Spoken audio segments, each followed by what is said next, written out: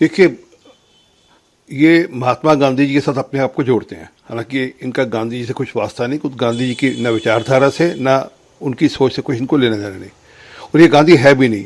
ये तो फिरोज जहांगीर गांधी के पौत्र हैं, परंतु अपने आप को गांधी नाम के साथ जोड़कर गांधी जी के प्रतिमा पे जाकर या गांधी जी की जहाँ पर और स्थान है वहाँ का सत्याग्रह करना।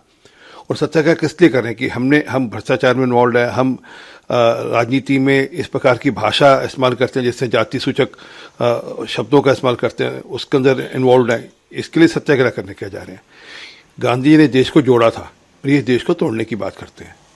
देखिए, ये दर्शाता है कि किस प्रकार की सोच उनकी है। ये इसी प्रकार की सोच ने उनको डिस्क्वालीफाई किया।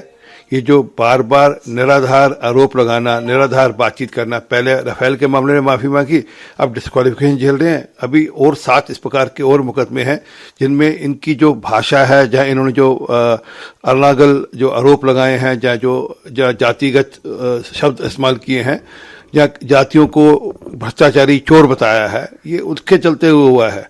और ये लीगल प्रोसेस है। इसमें ये कहना कि कोई डर गया या कोई जीत गया या मैं जीत गया, ये सब बेकार की बातें हैं। सच ये है कि कोर्ट के आदेश के अनुसार उनके ऊपर कार्रवाई हुई है। लगातार निरंतर पार्लियामेंट में भी, लोकसभा में, राज्यसभा में भी और बाहर भी लगातार आरोप लगाते हैं, सरकार को घेरते हैं, सरकार पर आक्षेप लगाते हैं, विषयों पर बातचीत करते हैं, परंतु विदेश में जाकर देश ये कहना कि देश में लोकतंत्र बचा नहीं, आज देश में लोकतंत्र है नहीं, और ये कहना कि मुझे तो देश में चलने की भी छूट नहीं है, जबकि 4000 किलोमीटर चले थे। और विदेश में जाकर किसी एक सिख बच्चे को ये कहना कि आप तो सेकंड क्लास सिटीजन हो, तो आप देश में वैमनस्य फैलाना चाहते हो और देश के लोकतंत्र पर प्रश्न उठा रहे हो, और विदेशों से मतलब बाकी देशों से देश के अंदर, भारत के अंदर हस्तक्षेप करने के लिए गुहार लगाते हो। तो ये आप इसको किस श्रेणी में मानते हैं, ये अजय रंजन बता दें। तो ये वह कोर्ट पर प्रश्न उठा रहे हैं। अफसोस है कि शरद पवार जैसे जो श्रेष्ठ नेता हैं वो भी आज कोर्ट के जो फैसले हैं उन पर प्रश्न उठा रहे हैं।